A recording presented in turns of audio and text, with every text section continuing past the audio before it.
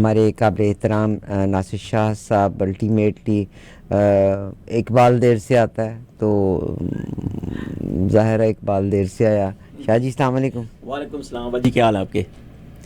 اللہ کا شکر. شاہ جی آپ نے معزز مہمان کو پاکستان سے جناب سہیل وڑائچ صاحب ایک دن جیو کے ساتھ تو ایک پروگرام ہے مگر یہ وہ لوگ ہیں جنہوں نے اپنی زندگیوں کو جیو کے نام پہ وقف کیا ہوا ہے. ہی از ون آف دوز.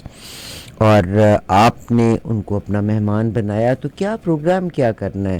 مطلب آپ کو بھی آئی ایس آئی نے پیسے دیے ہیں کہ ہوں صحافیوں نوں لے کے جاؤ تے گلاں کرو؟ تے ایکچولی انہوں نے امریکہ آنا تھا، اپنے بیٹے کا ایڈمیشن ہوا تھا وہاں پہ نا، تو جب آئے امریکہ تو ہم نے کہا کہ اگر ہم اتنا قریب آ کے واپس چلیں تو بڑی بری بات ہے، ہمارے پاس ضرور آئیے گا. تو یہ کریڈٹ فرد جی کو بھی جاتا ہے کیونکہ ان کی ایکس کولیگ رہی ہیں، اکٹھے کام کرتے ہیں جیو میں. تو پھر جب انہوں نے فرد نے ان کو ریکویسٹ کی تو پھر وہ ایگری ہو گئے. پھر ہم کوشش کر رہے ہیں ابھی اکٹھے ہی ان کو پورا پروٹوکول کوشش کر رہے ہیں جتنا بھی زیادہ ہو سکتا ہے وہ دینے کی کوشش کر رہے ہیں. تو بڑے ماشاءاللہ ابھی تک خوش ہیں، کل دیکھتے ہیں الحمدللہ. نہیں شاہ جی، اور شاہ جی مجھے یہ بتائیے گا کہ آپ یہاں سے کیلگری جا رہے ہیں. جی what is happening in Calgary? Same thing جی، وہ گیدرنگ جیسے یہاں پہ اب آج گیدرنگ ہے، آپ نے بھی اٹینڈ کی ہے، اس طرح کی گیدرنگ ہوگی انشاءاللہ وہاں پہ. مقصد کیا ہے، لوگوں کے بہت سارے لوگوں کے جو ہوتا ہے نا ذہن میں فرد صاحبہ بھی آپ کے ساتھ ٹریول کر رہی ہیں؟ ہاں جی، سوال ہوتے ہیں تو وہ پوچھنا چاہتے ہیں جی آج کی آپ کی ڈیٹس کیا ہیں، کیسے چل رہا ہے، سلسلے کیسے ہو رہے ہیں، کیا ہوگا فیوچر میں. تو ان کو بہت نالج ہے، میں بڑا امپریس ہوا ہوں جب میں نے ان کی وہ شاہ جی. یہ وہ شخص ہے جس نے میرا خیال ہے پاکستان کے ہر پولیٹیشین کے ساتھ، پاکستان کے ہر آلموسٹ کئی منسٹرز کے ساتھ، مجھے ان کا ایک پروگرام نہیں بھولے گا جو ڈاکٹر عبدالقدیر خان صاحب کے ساتھ ایک دن جیو کے ساتھ گزارا. یعنی he does have lots of knowledge. بہت ساری چیزیں کیمرے پہ آتی ہیں اور بہت سی چیزیں بیہائنڈ دا کیمرہ ہوتی ہیں. جناب سہیل وڑائچ صاحب آپ کا بہت شکریہ، آپ 770 پہ بھی تشریف لائے. السلام علیکم سر. بہت شکریہ جی، ویری کائنڈ آف یو جی. I am honoured to be hair.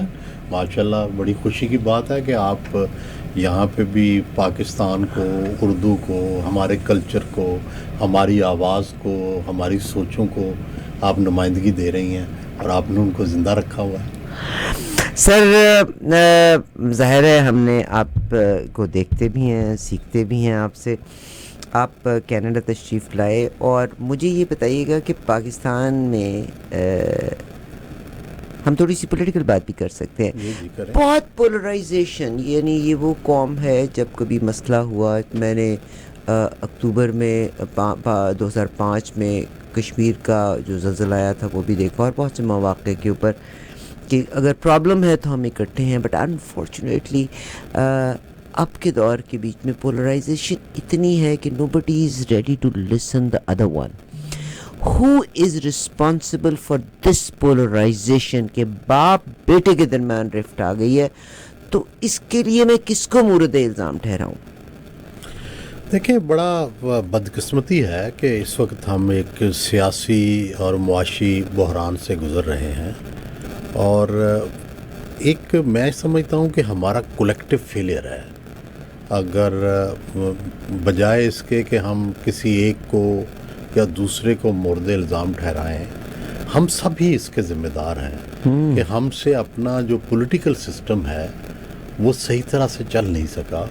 اگرچہ ہمارے پاس آئین موجود ہے، ہمارے پاس اسمبلیاں موجود تھیں، ہمارے پاس لیڈرشپ موجود تھی، لیکن سم ہاؤ اس سے جو راستہ نکلنا چاہیے تھا وہ نکالنے میں ہم کامیاب نہیں ہوئے. چنانچہ پہلے اکنامک فیلئر ہوا، پھر پولیٹیکل فیلئر ہوا، اور اس وقت ہم ایک ڈیپ کرائسس میں ہیں اور ہمارے ہاں ایک ریونج کا سرکل چل رہا ہے. جو اصل آپ نے سوال پوچھا ہے اس کی وجہ یہ ہے کہ ہم آپس میں اتنی نفرت کرنا شروع ہو گئے ہیں کہ پولیٹیکل سسٹم جیم ہو گیا ہے. پہلے جو ہے پی ٹی آئی نے فوج کے ساتھ، اسٹیبلشمنٹ کے ساتھ مل کے نواز شریف کو مارا، اب نواز شریف ساتھ مل کے عمران کو مارنا چاہتے ہیں، اس کو سپورٹ. تو اگر تو ہم یہی کرتے رہے، پہلے نواز شریف نے بے نظیر کو جو ہے وہ جیلوں میں بھیجا، اس کا احتساب کیا، بے نظیر پیپلز پارٹی نے نواز شریف کا احتساب کیا، تو ہم تو آپس میں لڑ کے اس سٹیج پہ آ گئے ہیں. سر آپ کے پاس جتنی نالج ہے کسی کے پاس بھی نہیں ہے. ریزن بینگ جو ایک دن جیو کے ساتھ ہی ہے. ظاہر ہے پورا دن جب آپ رہتے ہیں تو بہت ساری چیزیں آن کیمرہ ہوتی ہیں, بہت ساری چیزیں بیہائنڈ دا کیمرہ ہوا کرتی ہیں, تو پولیٹیشنز ان باتوں کو ڈسکس بھی کرتے ہیں. اور میں آپ کے بارے میں یعنی جب ہم پالیٹکس کی بات کرتے ہیں تو آپ نے پیپلز پارٹی کے ساتھ لیڈرز کے ساتھ بھی دن گزارا, مسلم لیگ نون کے لیڈرز کے ساتھ, منسٹرز کے ساتھ بھی دن گزارا, پی ٹی آئی کے ساتھ بھی دن گزارا. آج کے دور میں میں دیکھتی ہوں تو جب ہم کسی صحافی سے بات کرتے ہیں تو مجھے ایسے لگتا ہے کہ وہ ایک پارٹی, مجھے لگتا ہے کہ پولرائزیشن میں پولیٹیشنز نے دونوں ہاتھوں سے لوٹا, اسٹیبلشمنٹ سے اپنی فیور لی دوسری پارٹی کو بیچتے ہوئے. اور یہ ساری پارٹیوں نے کیا, ایم کیو ایم نے بھی کیا تھا, مسلم لیگ نون نے بھی کیا, پیپلز پارٹی نے بھی کیا اور پی ٹی آئی نے بھی کیا, اور ان سب نے اسٹیبلشمنٹ سے فیورز بھی لی. مگر اب جو پولرائزیشن اس حد تک بڑھ گئی ہے, اس پہ مجھے لگتا ہے صحافیوں نے بڑا رول پلے کیا ہے. If I'm wrong, do correct me. نہیں دیکھیں, گزارش یہ ہے کہ یہ تصور کرنا کہ ساری سوسائٹی تو آپس میں لڑ رہی ہو اور صحافی فریق نہ ہوں, یہ تو ممکن نہیں ہے. آپ بھی, ہم بھی سوسائٹی کا حصہ ہیں, ہم کوئی فرشتے تو نہیں ہیں. جب ساری سوسائٹی ایک دوسرے کے ساتھ دست و گریبان ایک دوسرے کا پکڑ رہی ہوگی تو ہم بھی انہی کے انفلوئنس میں ہیں نا. ہم کئی یورپ میں تو نہیں رہتے, ہم بھی پاکستان میں بھی رہتے ہیں, تو جو ہمارے بھی جذبات خیالات وہ ہیں. لیکن بہرحال یہ آپ کی بات درست ہے کہ کہیں اس کو سٹاپ ہونا چاہیے, کہیں رکنا چاہیے. یہ نفرت, یہ انتقام, یہ گالیاں, یہ ایک دوسرے کو برداشت نہ کرنا, یہ کہیں رکنا چاہیے. اگر نہیں روکیں گے تو لڑ لڑ کے مر جائیں گے. ایک تتیتر ایک بٹیر لڑنے میں تھے دونوں شیر. سوال یہ ہے کہ کیا دنیا میں کبھی نفرت سے معاملات حل ہوئے ہیں؟ کیا کبھی لڑائیوں سے یا ایک دوسرے کو مارنے سے کبھی اگر تو مسائل حل ہو گئے ہیں تو ہم بھی کر لیتے ہیں, ٹھیک ہے لڑ لیں. میری یہ رائے ہے کہ نہیں, آپ کو ٹیبل پہ آنا پڑے گا. آپ کو زرداری صاحب کو بڑا کریڈٹ جاتا ہے کہ وہی brought it on the table. اور ابھی آپ نے جیسے کہا کہ کسی نہ کسی کو ایک کلین سلیٹ کے ساتھ آنا ہوگا, یہ رسم پڑھنی بہت ضروری ہے. کشمیری بھی گرج رکھنے والوں میں سے ہیں اور پٹھان بھی گرج رکھنے والوں میں سے ہیں. میرا خیال ہے ان پہ قوم اس کا خمیازہ بھگتے گی, عام عوام اس کا خمیازہ بھگتیں گے. آپ نے بڑے پیارے طریقے سے ساری چیزوں کو کور کیا. سر وہ کہتے ہیں نا کہ اللہ تبارک و تعالیٰ نے ایک دفعہ حضرت اسرائیل سے پوچھا کہ تم کو کبھی کسی کی جان لیتے دکھ ہوا؟ ہاں ایک موقع تھا مجھے دکھ ہوا تھا جب ایک عورت جو تھی وہ درد ذا میں تھی, اور وہ آپ نے بھی وہ سنا ہوگا, تو وہ سمندر میں تختے کے اوپر سوار ہوتی ہے, اور جب بچہ پیدا ہوا تو ماں کی موت ہو گئی. اور دوسرا موقع مجھے تب دکھ ہوا کہ جب شداد نے اپنے لیے جنت بنائی, اور اس نے کہا تھا کہ جب جنت مکمل ہو جائے گی تب میں جنت میں قدم رکھوں گا, اور شداد نے جب جنت میں قدم رکھا تو وہ قدم رکھ نہیں سکا. اس نے چہرہ ایک دیکھا, اس کو پہچانا, اور اس کے بعد اس نے کہا کہ مجھے ایک قدم تو رکھنے دینا. تو ایک پاؤں اندر تھا ایک باہر. تو اللہ نے فرمایا کہ یہ وہ شداد تھا جو اس عورت کے ہاں تب پیدا ہوا تھا جب وہ تختے پہ تھی. تو ہم پالنے والے بھی ہم ہیں اور جان لینے والے بھی ہم ہیں. بے شمار آپ نے انٹرویو کیے. Doctor Abdul Qadeer Khan, a hero of the nation.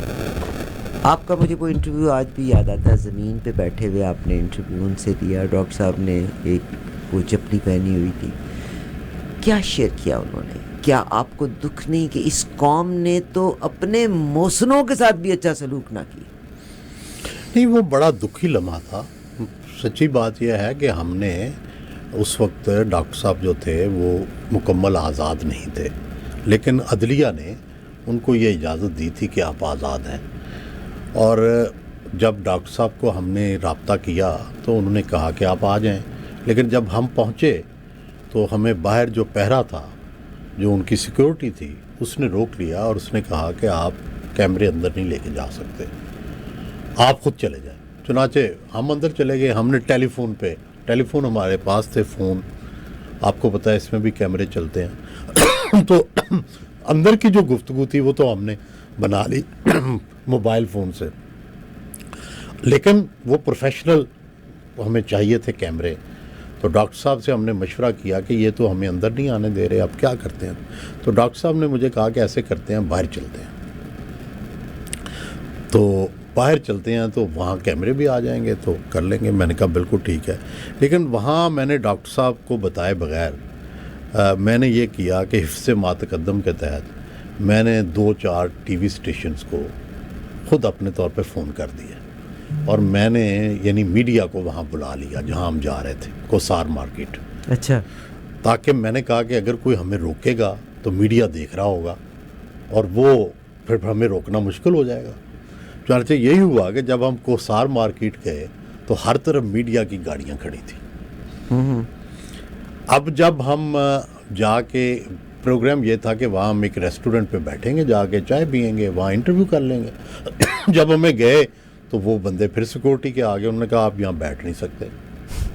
حالانکہ بنی پہ بیٹھے ہوئے تھے. اچھا نہیں جب وہاں نہ بیٹھنے دیا تو ہم بنی پہ آ کے بیٹھ گئے. ہاں پھر فٹ پاتھ پہ ہم آ کے بیٹھ گئے. اسی دوران یہ جب سارا واقعہ ہو رہا تھا سارا میڈیا سرگرم ہو گیا, وہ کیمرے لے کے آ گیا. جب کیمرے لے کے آ گیا تو سیکورٹی والے بھاگ گئے کہ یہ ہماری تصویریں بناتا ہے. تو پھر ہم نے فٹ پاتھ پہ بیٹھ کے انٹرویو کر لیا. سر آپ نے بڑی کمال کی بات کی کہ ایک خوف تھا میڈیا سے. آج اور میں آپ کا اللہ تعالیٰ بیٹوں کو, بچوں کو, ہماروں کو زندگی دے, صحت تندرستی دے, ان کو نیک صالح رکھے, ماں باپ کا نام روشن کرے, وطن کا نام روشن کرے. میں یہ کہتی ہوں کہ پاکستان کی ماں اپنے برانڈ سے نکلے, اپنے بچے کی تربیت کے اوپر توجہ دے. میں یہ کہتی ہوں کہ میرے لیڈرز جھوٹ نہ بولیں, ورنہ آپ کی young generation is going to be in big trouble. اس وقت پاکستان کی جو صورتحال ہے کہ ایک شخص آتا ہے اور وہ کیمرے کے آگے وہی ایک اسکرپٹ پڑھتا ہے, دوسرا شخص آتا ہے وہی اسکرپٹ پڑھتا ہے, اور وہ صرف چھوڑتا نہیں ہے, وہ کہتا ہے میں سیاست ہی چھوڑ گیا. لگتا ہے کہ یہ سب کچھ فیک ہے. If I'm wrong correct me, تاکہ میں صحیح ہو جاؤں. نہیں, یہ درست ہے کہ اس وقت سوسائٹی دباؤ میں ہے. لوگ آپ کی باڈی لینگویج کو پڑھ رہے ہیں. نہیں دیکھیں, پرابلم یہ ہے کہ وہاں اس وقت میڈیا دباؤ میں ہے, ہمیں مکمل آزادی نہیں ہے, سیاستدان دباؤ میں ہے, پی ٹی آئی دباؤ میں ہے, ججز دباؤ میں ہیں. ہم کوئی نارمل سچویشن سے نہیں گزر رہے, ہم ایک اب نارمل سچویشن سے گزر رہے ہیں. لیکن سوال یہ ہے کہ اس اب نارمل سچویشن کا حل کیا ہے؟ کیا اس کا حل آپس میں لڑنا, مار کٹائی ہے, یا اس کا حل ٹیبل پر بیٹھ کر الیکشن کی ڈیٹ طے کرنا ہے اور آپس میں ایک بقائے باہمی کا کوئی راستہ نکالنا ہے؟ تو میری تو سوال یہ ہے کہ کیا اگر ہم قربانیاں نہیں دیں گے, ہم کھڑے نہیں ہوں گے تو آزادی ختم ہو جائے گی. جو آزادیاں پاکستان میں 75 سال سے ہم نے حاصل کی ہیں, میڈیا کی آزادی ہے, عدلیہ کی آزادی ہے, اس کے لیے کتنی قربانی دی گئی. میڈیا کی آزادی کے لیے لوگوں نے کوڑے کھائے, جیلیں بکتیں, لوگ شہید ہوئے. ابھی عمران ریاض اور ارشد شریف تو ابھی کی مثالیں ہیں. پورے پچھلے لوگوں, منہاج برنا کی آپ جدوجہد دیکھیں, اس وقت کے جرنلسٹوں کی جدوجہد دیکھیں, کوڑے کھائے, 4 بندوں نے کوڑے کھائے جنرل ضیاء الحق سے.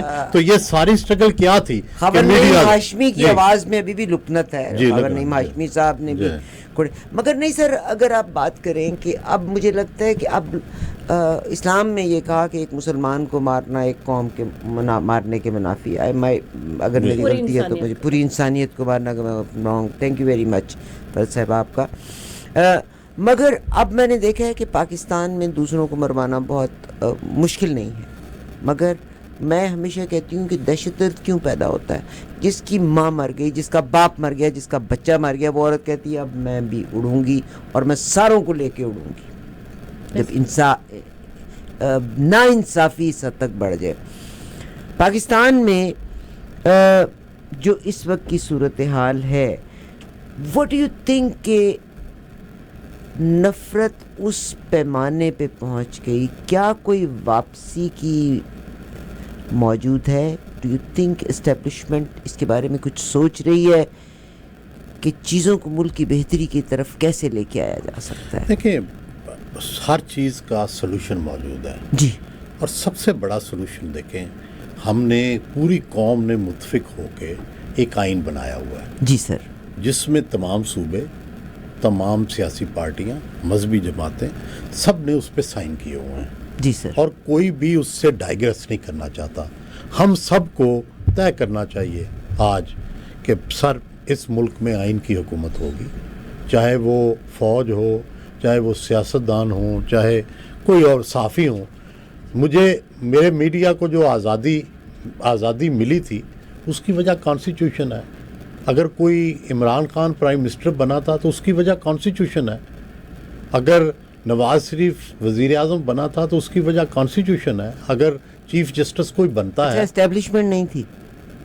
اسٹیبلشمنٹ تو ہڈن سپورٹ کرتی ہے یا ظاہری سپورٹ کرتی ہے، لیکن میں کہنا یہ چاہتا ہوں کہ اگر پیور آئین پہ آ جائیں جی تو پھر تو فوج کا کوئی مداخلت کا چانس نہیں ہے.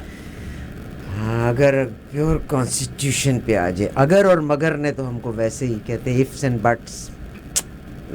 کلر نمبر 1 سر.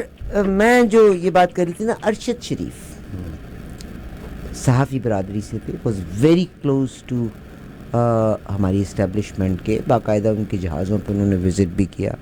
ارشد شریف کا مرڈر ہوتا ہے. ڈو یو تھنک کہ یہ آپ کی ججز کے ساتھ بھی ایک دن گزرا ہوگا ضرور، جس میں انہوں نے ڈو دے ریگریٹ کہ ہماری عدالتی سسٹم 139 کے اوپر ہے، ارشد شریف کی فیملی کو، بیوی کو، ماں کو FIR درج کرانے نہیں دی گئی؟ Do you think it's right? نہیں، کچھ آپ کے حقائق بھی ٹھیک نہیں ہیں. اچھا، گزارش ہے FIR درج ہوئی ہے. نہیں مگر تو گورنمنٹ نے کی نا. نہیں دیکھیں ان کی مرضی کیا ہے یہ بھی تو جانے نا. ہاں. سوال یہ ہے کہ ارشد شریف کے ساتھ بہت ظلم ہوا، اور ارشد شریف کا یہ جرم جو ہے، ارشد شریف کو قتل کرنے کا جرم، اس کی ڈیفینیٹلی انکوائری ہونی چاہیے. اس کے اوپر ججز کا کوئی جوڈیشل کمیشن بننا چاہیے. لیکن گزارش یہ ہے کہ ارشد شریف کا جرم کیا تھا. آپ نے ٹھیک کہا کہ وہ ایک وقت میں اسٹیبلشمنٹ کا بہت کلوز تھا، اور نواز شریف کے خلاف جو مہم تھی اس میں وہ سب سے آگے تھا، اور سارے جو سکینڈل تھے وہ فوج دیتی تھی اس کو.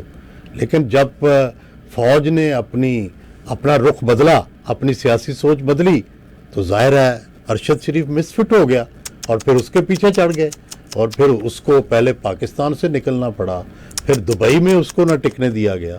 تو یہ سارا کچھ تو سچ ہے، ٹھیک ہے.